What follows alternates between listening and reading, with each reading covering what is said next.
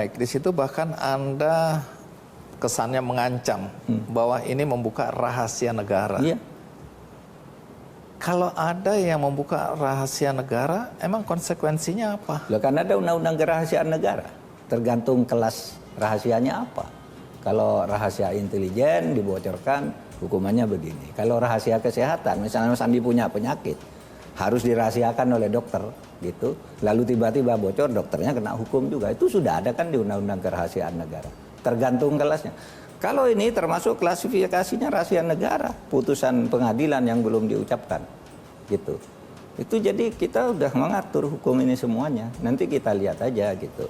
Polisi profesional apa tidak. Jadi Dan menurut saya polisi tidak usah takut dikira mempolitisir atau apa. Kalau hukumnya jelas, angkat. Seperti saya kasus Kominfo, hukumnya jelas, angkat.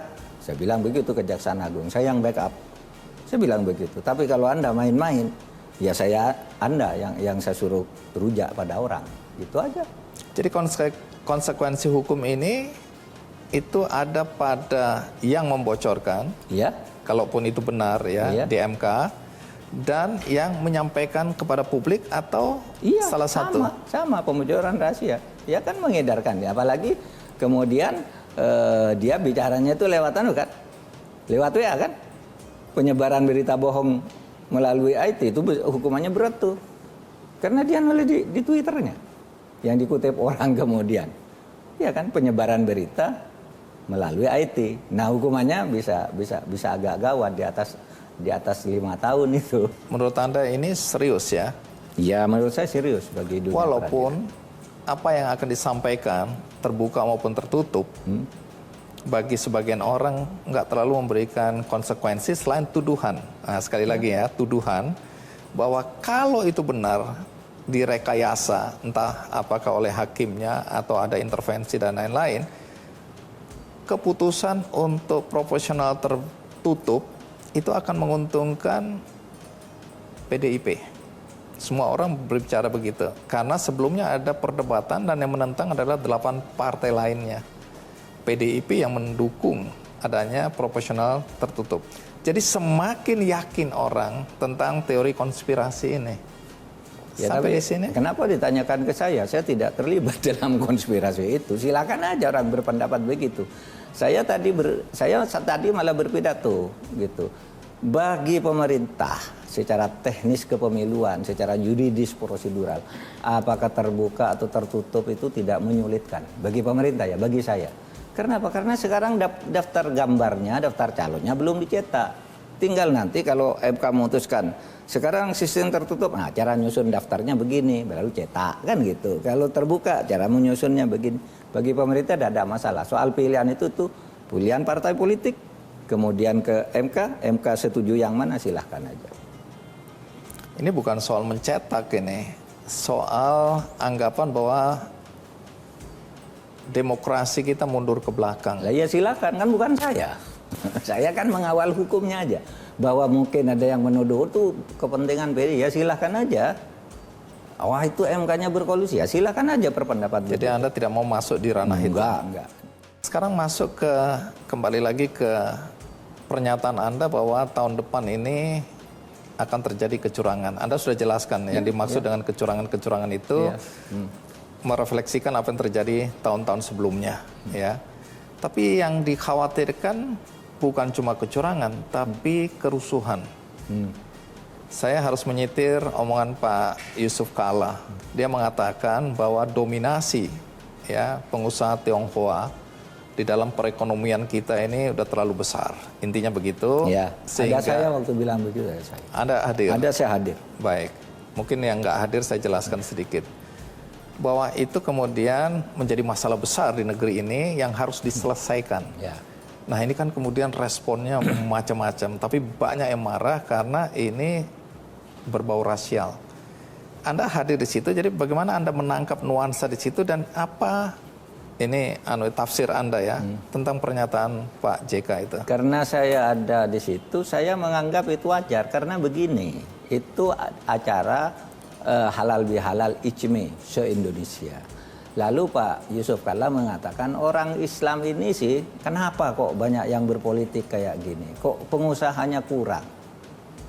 kalau orang Cina itu kerja keras, makanya di Indonesia ini dikuasai Cina, bilang begitu. Dia apa salah di situ, gitu.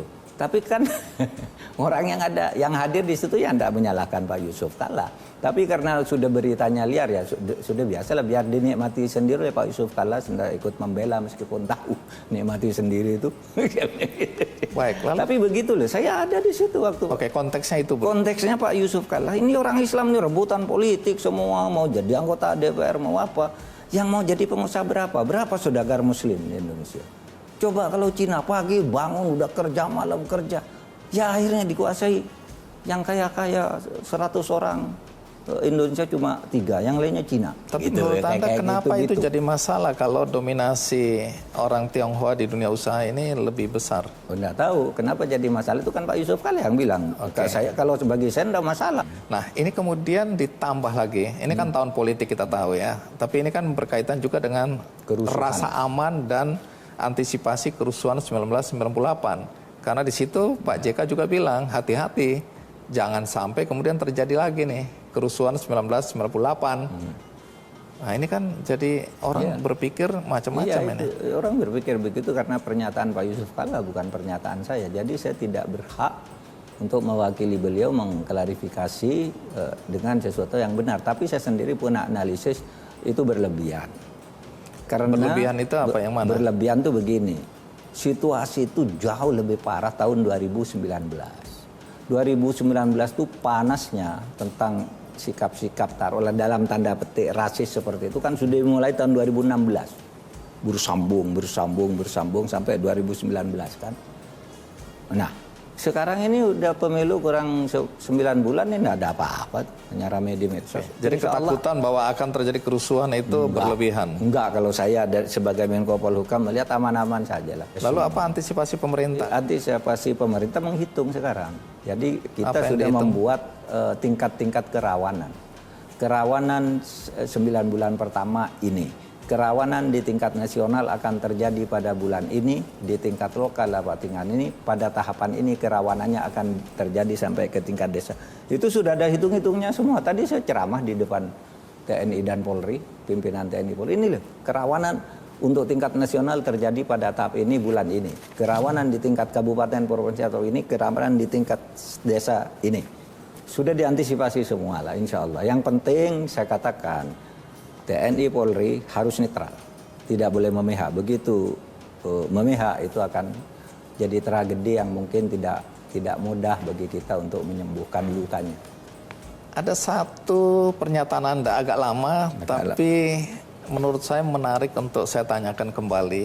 Ketika Anda hadir diundang sebagai pembicara di acara Kahgama ya, apa yang menarik perhatian di situ? Karena pernyataan Anda di antara pernyataan yang lain, tapi ada yang spesifik Anda mengatakan bahwa budaya berhukum, jadi ini dalam dunia hukum, di negeri ini, di Indonesia yang tercinta ini, sudah rusak. Ya. Apa yang Anda maksud dengan sudah rusak itu? Karena itu kumpulan alumni Gajah Mada dan profesional, ada dosen, ada hakim agung, ada DPR berkumpul di situ, ada menteri juga, ada 3 orang menterinya, ada rektor. Saya katakan di Indonesia itu sekarang yang harus diperbaiki adalah budaya berhukum atau cara berhukum. Kenapa? Karena kehidupan berhukum kita tuh sudah rusak di semua lini. Apa sih berhukum? Berhukum tuh hanya ada 2.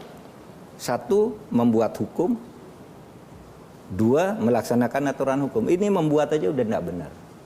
Buktinya itu hasil penelitian Transparansi Internasional.